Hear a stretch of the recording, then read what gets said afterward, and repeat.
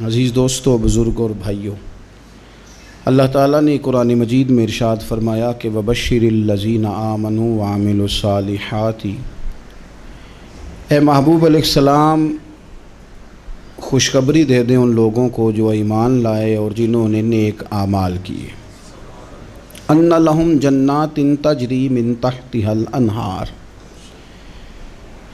ان کے لیے جنت ہے اور جنت وہ ہے جس کے نیچے نہریں بہہ رہی ہیں۔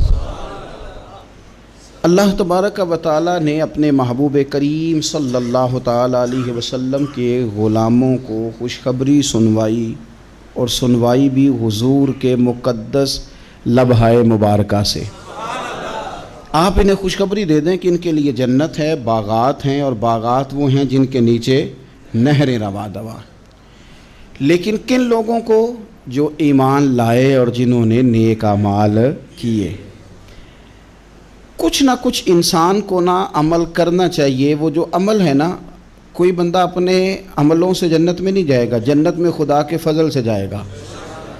لیکن یہ جو اعمال ہیں نا، یہ سبب بنیں گے اللہ کی رحمت کا، یہ ذریعہ بنیں گے خدا کے کرم کے متوجہ ہونے کا۔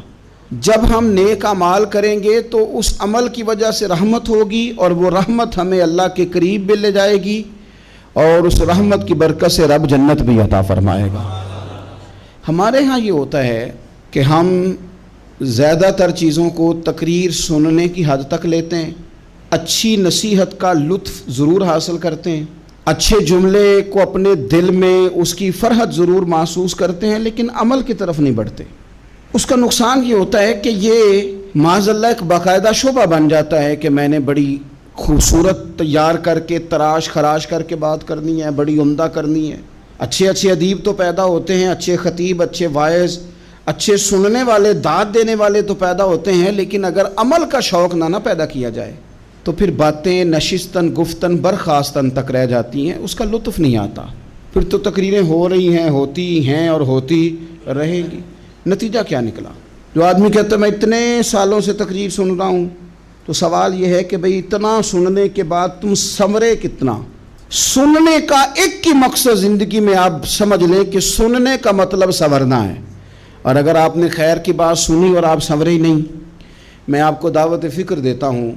نبی پاک صلی اللہ تعالیٰ علیہ وسلم نے ارشاد فرمایا، ایک عورت تھی، طوائف تھی، ساری زندگی اس کی گناہوں میں گزری معاذ اللہ، پھر وہ ایک کنویں کے پاس سے گزر رہی تھی، ایک پیاسا کتا اس نے وہاں پیاس سے تڑپتے سسکتے دیکھا، اور پھر اس نے اپنے جوتے کو لٹکا کر اپنے دوپٹے کی مدد سے یا جیسے اس سے ممکن ہو سکا اس نے پانی نکالا، کتے کو پلایا، اللہ نے اس کی بخشش فرما دی۔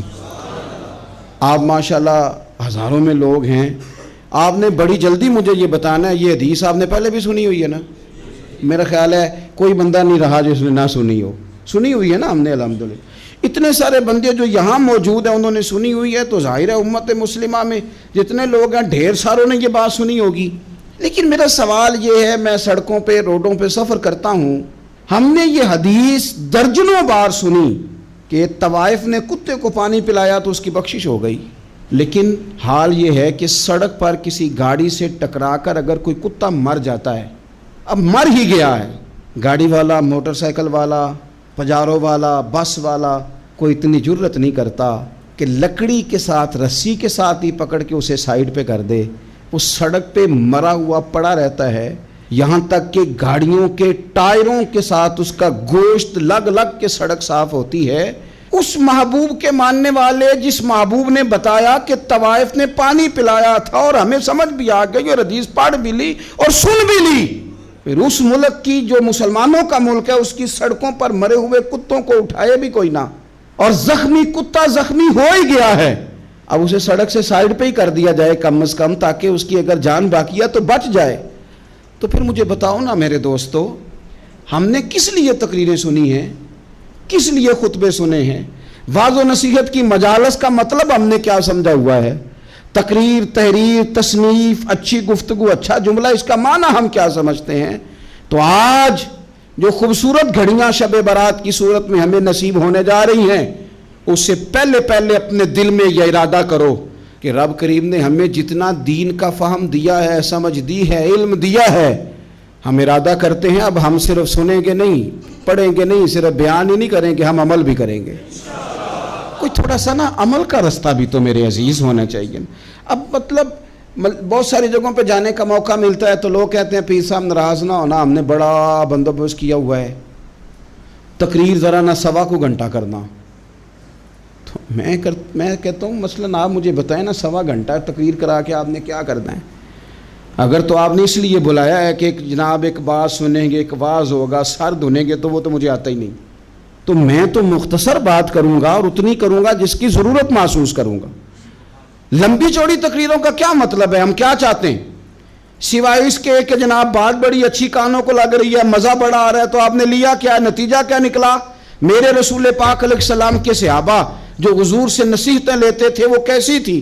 حضرت عبداللہ بن بسر رضی اللہ تعالیٰ عنہ حاضر بارگاہ ہوئے، آ کے عرض کی یا رسول اللہ صلی اللہ علیہ وسلم، میں آیا ہوں سونے، پتہ نہیں دوبارہ آ سکوں کہ نہ آ سکوں، حضور پتہ نہیں موقع ملے نہ ملے، ایک بات مجھے بتا دیں، میں اس پہ عمل کروں گا، میری زندگی بھی بن جائے اور آخرت بھی بن جائے۔ تو کریم محبوب نے فرمایا عبداللہ زبان کو خشک نہ ہونے دینا، اس کو تر رکھنا۔ تر حضور کس چیز سے؟ فرمایا اللہ کے ذکر سے تر رکھنا، زبان اللہ کے ذکر سے تر رہے، ہر وقت رب کی یاد رہے، تیری دنیا بھی بن جائے گی اور آخرت بھی بن جائے گی۔ تو میرے عزیز اپنی زندگی کے اندر اب ہم نے عمل کرنا ہے۔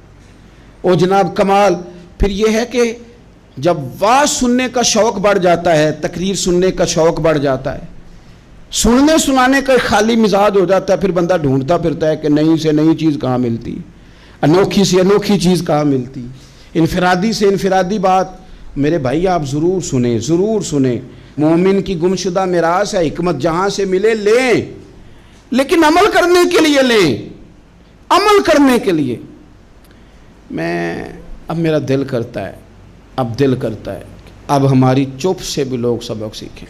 حضرت باجزید بستامی فرمایا کرتے تھے جس نے ہماری چپ سے کچھ نہیں سیکھا اس نے ہماری تقریر سے کیا سیکھنا ہے۔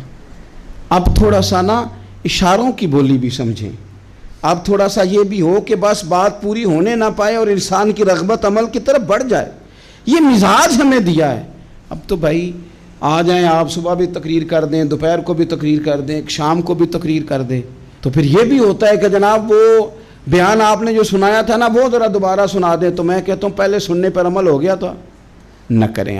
اب ہمیں تھوڑی باتیں سیکھ کر ان پر عمل کرنا ہے اور آگے بڑھنا ہے۔ بڑی سادی بات میرے ابا جی بتایا کرتے تھے، والد صاحب کہتے ہیں کہ ایک دیہاتی بندہ نہ چلا گیا وہ کسی مولوی صاحب کی تقریر سننے، تو اس زمانے میں آپ کو پتہ ہے یہ واش روم کا مروجہ نظام نہیں ہوتا تھا، تو لوگ کھیتوں میں دوسری جگہوں پہ پیشاب کے لیے جاتے تھے۔ تو مولانا نے ایک احتیاط بیان کی، وہ کہنے لگے کہ پیشاب سخت جگہ پہ نہ کرو زمین پہ بیٹھ کر، ورنہ پیشاب کے چینٹے اڑیں گے، کپڑوں پہ پڑیں گے، اور حدیث میں سخت حکم ہے اس مسئلے۔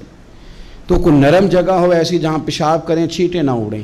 وہ بندہ عمل کرنے والا تھا نا، اس نے میری تقریر سن کے سر دھن کے جانا نہیں تھا، اس نے اتنی ساری ریت لے لی، کپڑے میں باندھ لی، اور وہ اس نے کندھے پہ رکھی ہوئی ہے، جہاں پیشاب کا وقت آتا پہلے ریت بچھاتا، پھر پیشاب کرتا تاکہ میرے کپڑوں پہ نہ پڑے۔ ایک صاحب نے اسے کہا کوئی ہفتے بعد چلو بیان سننے چلیں، تو کہنے لگا میں پہلے پہ عمل کر لوں یہی بڑا ہے، میں نے تو اتنی ساری ریت کندھا تھک گیا ہے میرا، اس دن سے اٹھائی ہے، تو میں نہیں چاہتا کہ نہیں بھی سنوں تو کسی اور جگہ میں۔ یہ تفریح تباہ کے لیے بات کو نہ سمجھیں، اس سادے آدمی نے جو ہمیں سمجھایا مجھے اور آپ کو، اس پر غور کرے کہ کل بھی سنا تھا، پرسوں بھی سنا تھا، پیر صاحب نے ترسوں بھی کہا تھا، شیخ نے پرسوں بھی کہا تھا، پچھلے ہفتے بھی کہا تھا۔ تو نے اگر شیخ کی بھی نہیں سنی، استاد کی بھی نہیں سنی، پیر کی بھی نہیں سنی، اور اس دور کے پیر جو صحیح کام کرنے والے ہیں، استاد جو صحیح کام کرنے، مجبور ہو گئے ہیں بیچارے، کہتے ہیں کس کی تربیت کریں۔ کس درد سے کہا تھا حضرت سلطان باؤ نے، وہ کہتے ہیں اور رب دا طالب کوئی بھی نہیں ملیا، اتے جو ملے ہے طالب زردہ ہو۔ یہ تو آئے ہیں کاروبار سیدھا کرنے، فوٹو کھچوانے، فلاں کام کے لیے، یہ تو وہ جو ہم دینا چاہتے ہیں اس کا تو مزاج ہی نہیں۔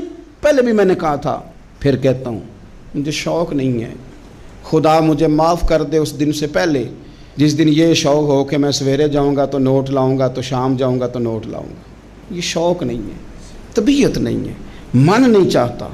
لیکن یہ کہ یہاں بھی آ جائیں خطاب کر دیں یہاں بھی، او خدا کے بندو ہم کہاں اس قابل ہیں ہم خطاب کریں؟ ہم نے تو نا جی ایک اذان دینی شروع کی ہوئی، صبح و شام ایک اذان پڑھتے ہیں، ہے یہ پیغام حضرت احمد رضا کہ بارگاہ نبی کے رہو با وفا۔ ہم تو کہتے ہیں ادھر آ جاؤ، ٹھوکریں کھاتے پھرو گے ان کے در پہ آ پڑو، قافلہ تو اے رضا اول گیا آخر گیا۔ ہم تو کہتے ہیں ادھر آؤ، اللہ رسول کی بارگاہ کی طرف رجوع کرو۔ اور وہ ایک جملے پہ اگر تو عمل ہو گیا، پیار سے باتیں کرتا رہتا ہوں، سب کے ساتھ نہیں کرتا، جس کا مجھے پتا ہو کہ یہ تھوڑا سہ لے گا۔ ایک دوست نے مجھے کہا کہ میں تو آتا ہوں تو مجھے علاقے کے لوگ کہتے ہیں ان کو بلاؤ، تو میں کہتا ہوں پورا عمل کرنا میری غلط ہے، تو پھر میں باقیوں کو بھی لگا جاؤں گا، تو اگر تیرا ہی عمل نہیں ہو سکا تو باقیوں کو میں نے جا کے کیا سمجھانا ہے؟ تو ایک تو آج کی جو رات ہے، اس سے پہلے اپنے اعمال کی طرف میں اکثر کہتا رہتا ہوں کہ شب برات پہ ہر مسجد سے زور زور سے رونے کی آواز آنی بھی چاہیے۔ شب قدر پہ آتی ہے، عمرے پہ جاتے وقت لوگ معافیاں مانگتے ہیں، حج پہ جاتے وقت، اور کروڑوں لوگ یہ کام کرتے ہیں سال میں۔ اگر 25 لاکھ 26 لاکھ آدمی یا 50 لاکھ آدمی حج کرتا ہے اور وہ جانے سے پہلے معافی مانگ کے گیا، توبہ کر کے گیا ہے، اور کروڑوں لوگ ہیں جو شب قدر میں ہیں، شب برات میں ہیں، اور انہوں نے کھل کے توبہ کی ہے، تو پھر میرے بھائی سویرے کرپشن ختم ہونی چاہیے نا ملک سے، سویرے 75% جھوٹ ختم ہونا چاہیے نا۔ ساری رات تو لوگوں نے توبہ کی تھی، صبح 80% حقوق العباد کا مسئلہ حل ہونا چاہیے تھا کہ نہیں ہونا چاہیے تھا؟ صبح ملاوٹ بہت حد تک ملک سے ختم ہونی چاہیے۔ تو کیا ہم نے سمجھ لیا ہے؟ ہم نے یہ سمجھا ہے کہ شب برات پہ بھی بس ایک رسم ادا کرو، آؤ تھوڑی توبہ کرو چھٹی کر جاؤ، آئیے شب قدر تو توبہ کرو چھٹی کر جاؤ۔ کیا یہ ہم نے مطلب سمجھ لیا؟ حج کرنے گئے، رب کی بارگاہ میں حاضر ہوئے، رسول کریم کی بارگاہ سے بھی جو ہو کے آ جائے اور بدلے ہی نہ، وہاں تک جائے اور بدلے ہی نہ۔ مدینے گئے، کعبے گئے، کربلا گئے، جیسے گئے تھے گھوم پھر کے ویسے ہی آ گئے۔ نتیجہ کیا ہے؟ اپنی